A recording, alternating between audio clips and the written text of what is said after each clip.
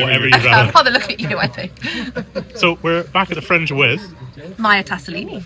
and why are you here? What are you bringing to Edinburgh? I am doing... Why am I here? God. Mental health Existential issues, I think. crisis. I don't know. Being a masochist? No. I am doing my debut show, which is called I Was 22 and Stunning, and it is at the Pleasance 6 p.m. So I'm doing that for the whole month. Really, what can you tell us about the show without giving too much away? Well, it is, I think, it's about Monica Lewinsky, but really what it's actually about is about a girl who's obsessed with Monica Lewinsky, because I think I had some people say to me, I don't really know who that is, will I enjoy the show? And I'm like, well, of course, because it's not really about that, it's about me, and it's about my relationship with Monica Lewinsky and kind of what she's taught me and what I still need to be taught by her. But it's funny. It's a lot funnier than that sounds. It's really funny. You did sound like you were just on the way to I know, breaking right there. I know. It's only day one. I know. Oh my- God, it is, I promise. What was it about Monica Lewinsky that just made Maia Tassalini obsessed? Well, I was told I looked like her when I was 13 by a drag queen at a gay wedding, and that was kind of like a real sort of inciting incident for me and for my life, because I'd never been told I looked like anyone famous, because I was, I just was not that kind of kid. I was blonde, firstly, and I just was not, no one had ever said to me, oh, you look like whatever. And so when I've been compared to her, I looked her up and she was this bad girl who everyone kind of made fun of, and she was she had all this shame and sort of gnarly humiliation around her, and that made me so excited, because when you're 13, that kind of scandal is really enticing, and I just kind of became obsessed with her. And I think she has, her life is really corresponds to the way that society kind of looks at women. So she was her big thing happened in the 90s, and she was ripped apart and humiliated, and then in 2011 she had a sort of girl boss feminism redemption arc when she was doing TED Talks, and then now she's kind of a podcast host, which is where celebrities go to die, basically. So I find it fascinating, because you can sort of use her life to plot the way that women are treated in society, which is stuff that I always like to make jokes about anyway. So she's just an endless well of content for me. Just everything that she does, you are going to redo now. Exactly. Yeah. It's a snake eating its own tail. Exactly. 100%. Exactly. Yeah. History repeats itself. Exactly. Of course. What can you sort of tell us about your process of making this show that you're putting together? Well, again, without spoiling anybody. Yeah. She dies at the end. No, I'm kidding. I did the Pleasance Reserve last year, which is this wonderful sort of competition program thing where you audition, and then they take 4 new comics to the Fringe, and you share an hour between 4 of you, so you get 15 minutes each, and they pay for you to be here, and they pay for your accommodation, and it's a great way to do the Fringe without any of the kind of financial burdens or really the stakes, and also just sort of work on your material for a month. So before that, I had about 7 minutes of material in total, and so I wrote 15 minutes for that last year, and then I left with maybe 20 minutes of material, and then part of what you win when you do the reserve is we will help you with your debut.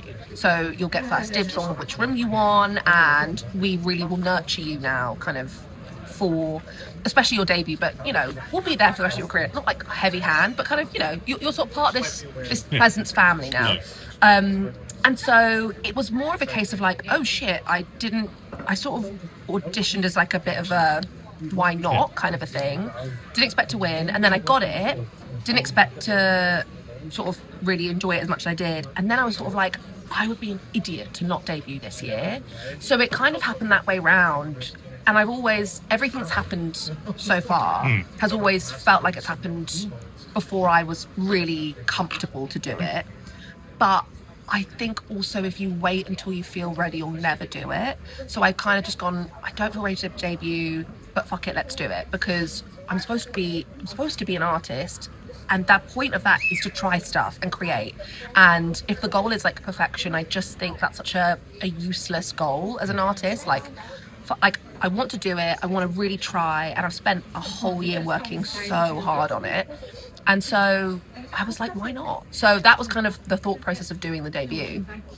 And it's just been a lot of trial and error. This time last year I had 15 minutes of material. So writing a show is so different to writing a 20-minute set, and like trying to figure out how to structure it. And I don't have a director, so really kind of like just sort of trying to figure it out in my own head has been really hard.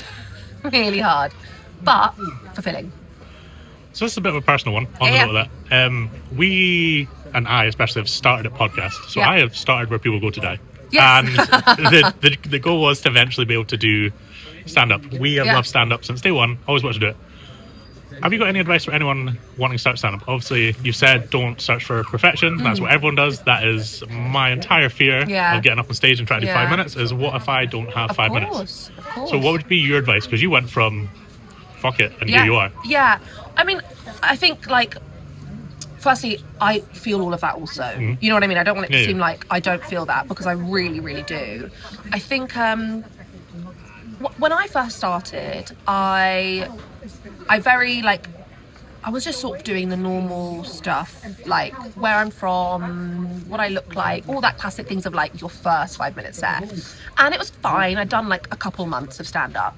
And then I was like, would I find this interesting to watch? Probably not. So I just got on stage and did a whole 5 minutes about Monica Lewinsky.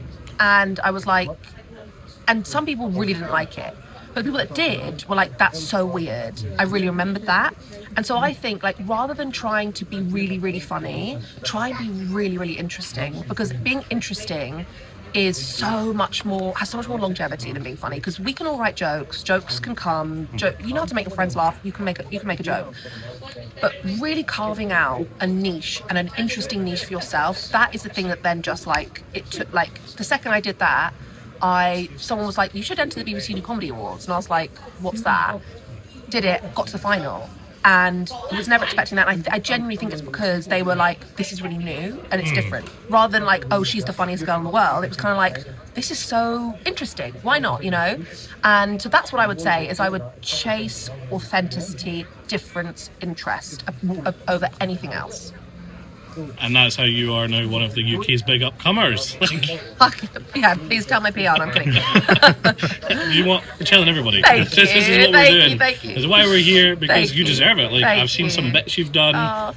We were checking you out when we booked this in, and I just kept scrolling. I normally only get like 3 or 4, and I'm like, I have enough information. I was there for probably 20 minutes. So Thank you. A massive thing. I find social media so difficult. So that's actually a really, I take that compliment very well. So thank you. Where can people find you? Sorry. Yeah, on social media I'm Maia Tassalini. Yep. There's the one and only. I don't have to put a 1 at the end. That's the good thing about having a weird surname. It's brilliant. And what about during the Fringe? So I'm at 6 p.m. every day at the Pleasance Courtyard. I'm doing a few shows here and there, compilation shows, just little bits. But to be honest, I don't really know them off the top of my head, and I'd rather you just come see my show, so I won't tell them. I was going to be one of my questions, because we know so many people that are doing like 4 or 5 bits. It's just not, I'm not really, I don't know, I think like it's so hard doing your debut anyway, and I would so much rather just focus on the show, because like, you know, sometimes as well you do those like late night shows at like 11, and it's like, I don't know if those people will come and see me anyway, so kind of what am I gaining from this other than just like being tired tomorrow? Yep. I like to watch them though. Yeah. I have another important question. Okay. So because we are here at Edinburgh Street Food and it has a bit of everything, you're getting 2 questions. Okay. Nobody else has had this. Okay. We've done a couple. So what do you think Monica Lewinsky would order from around here? Because this is food from all over the world. And then what are you going to get before you leave? Okay. Well, Monica Lewinsky is from LA, from Los Angeles.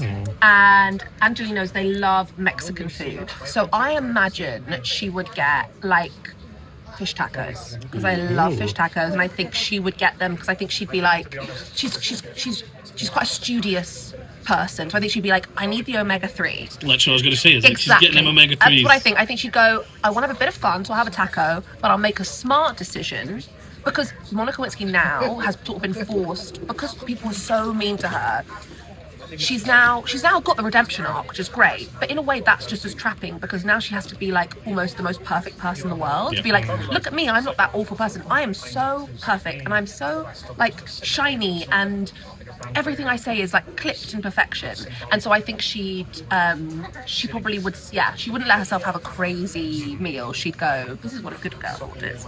But I'd tell her to get, I don't know, I'd tell her to get like some animal fries with it or something, just to let loose a little. I think she deserves it. And then what do you guys recommend? I'm seeing, what is that? Like ramen over there? I have some ramen. There's ramen, there's chicken places, pizza, a smoker behind you. There's everything. Oh, what behind me? Just smoking all the meats. Smoker. There, oh my god. Smoked meats. I think I'd have ramen. I mean, can I eat it without sort of getting the soup everywhere? No. But that's the fun of it. Whatever. It's like this is our first time doing live. You're wearing white. That is living dangerously. That's the thing. Do they have bibs here? That is the real. That's actually the deciding factor for me. If they have bibs, ramen. If they don't, dry food. So before we finish up, everyone gets asked the same question. Okay. This has been a tradition I've done for the years of interviews. Yeah. So the last person leaves a piece of advice for the next. Oh, so we had an interesting one. Is this from James Trickey and Ted Mulligan? There's two. I'll start with James. Okay. James was keep going. Okay. Keep doing it. Keep pushing. Do they know it's for me, or they think it's for anyone? It's, okay, right. Semi-anonymous for who's next. Yeah. Oh God. Ted's was to get a Monzo account and specifically start a Monzo Saver account on January 1st, because on day 1 it takes a penny, day 2 it takes 2 pennies, day 3 it takes 3 pennies, and then by the end of the year you have a big lump of money that you don't notice leaving your account until you start to notice it, because it's a few pounds a day. And then if you do it in the first 2 days, you do get entered into a prize draw to win £2,500. None of this was sponsored. I was going to say, did he have shares in Monzo? Oh, there was a few things. He changed his name. Was his name really Ted Monzo Jr.? What's going on? Accidentally adding everything. He was all over Bella Italia. It was all.